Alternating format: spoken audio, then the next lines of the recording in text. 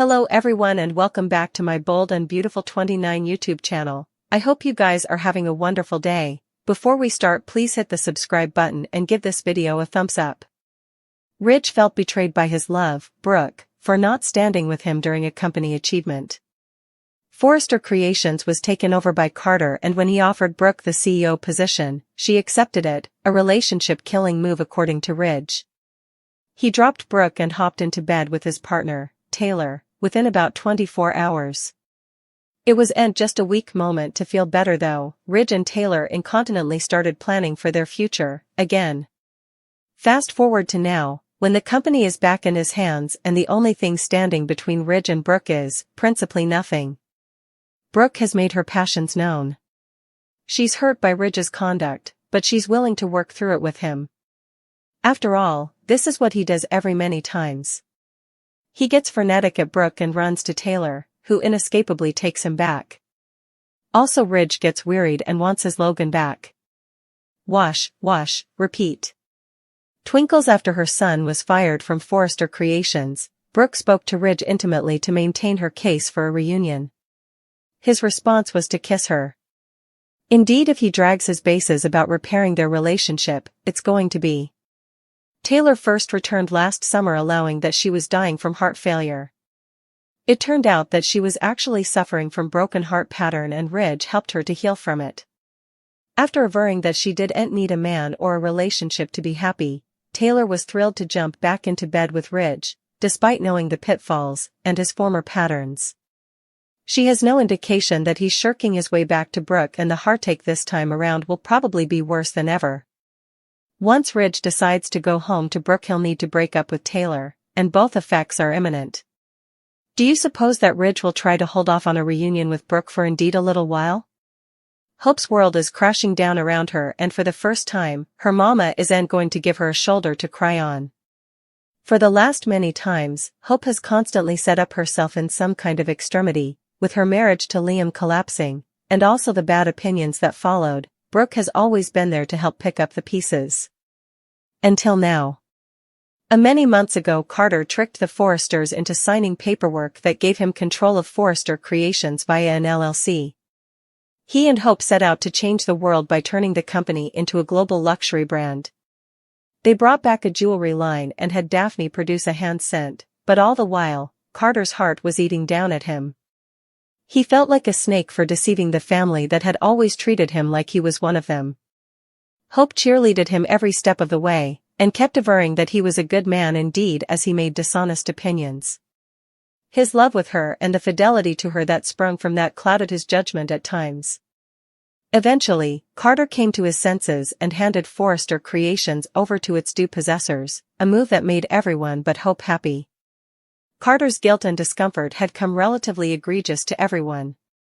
Both Brooke and Daphne had called him out over it and gently nudged him towards doing the right thing, but Hope kept her blinders on.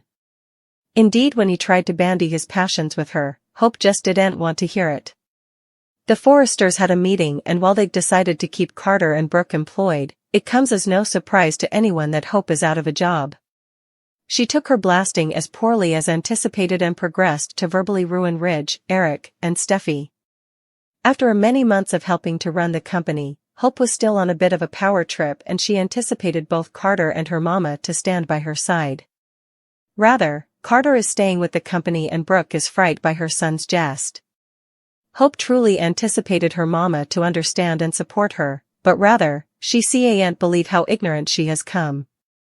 Hope used to be placed on a pedestal because of her innocence, kindness, and genuine virtuousness, and now she seems to have lost sight of these effects. Brooke is furious with Hope, and that unanticipated wrathfulness shakes her to the core. Brooke doing what Brooke does, stylish and contending with Ridge to take her back. And just like that, Brooke reverts to form and begs Ridge to consider taking her reverse. Ridge reverts to form and isn't relatively sure what to say. Taylor also reverts to form when she walks in on the discussion in Eric's office. Ridge, Taylor, and Brooke have all done this numerous times ahead and are about to go through the same cycle again. The only reason that Ridge and Taylor are indeed together now is because Ridge was sure that Taylor came Forrester Creations CEO to impale him and his family in the reverse. Now that he knows and believes what Brooke has really been over to, this might change everything for Ridge. As for Taylor, she isn't about to let Ridge go so presto. She eventually has him back and refuses to let Brooke win this time. She trusted Brooke when they had their brief stint as BFFs, but also she went after Ridge again. Are we about to start another war between Brooke and Taylor, all thanks to this pathetic and waffling man? Like Brooke, Carter also does some soliciting. He's not about to let Hope go and is induced they're in love and that their love can stand the test of time. Carter wants Hope to look past what happened in Eric's office, but she ain't.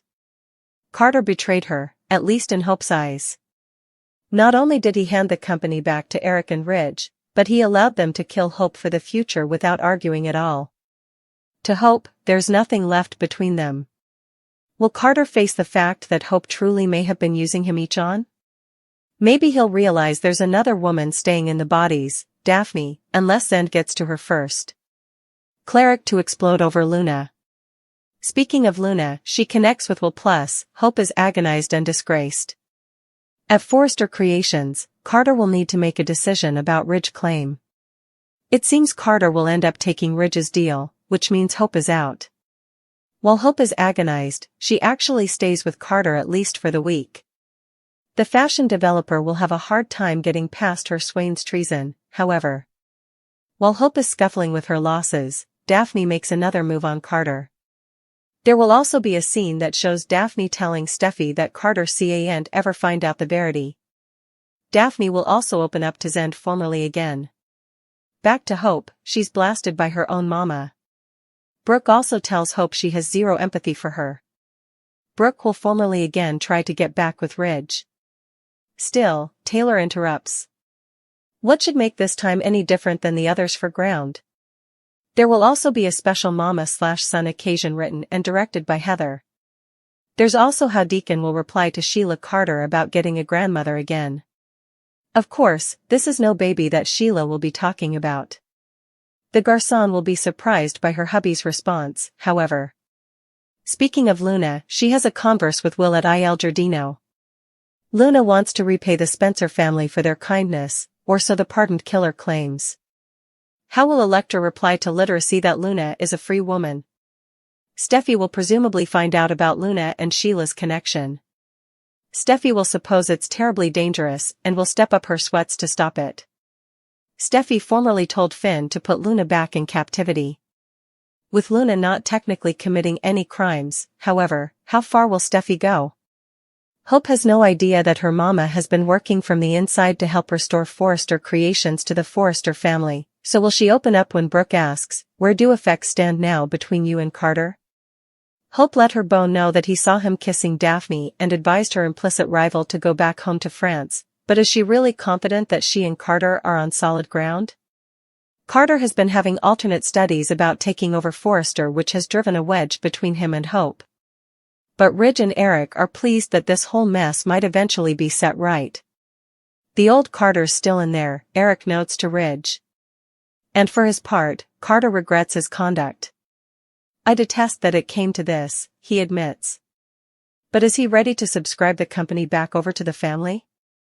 It has been one thing after another for Steffi, first literacy that Luna is Finn's son and also that the woman who abducted her and hovered to kill her is enjoying a snug house arrest at Bill's estate. You cannot be serious, Bill, she says, shaking. When Bill stands by Luna's side and insists he is, Steffi loses it. This lunatic tried to kill me, she shouts. The big news about Finn and Poppy has also reached another set of cognizance and naturally, Lee isn't happy about her family's conduct all those times agone. You went after my son. Lee hisses in slightly contained fury.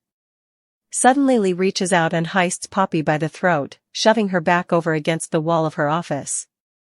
Also, she brings her other hand up to begin choking the life out of her. Will someone stop Lee before she goes too far?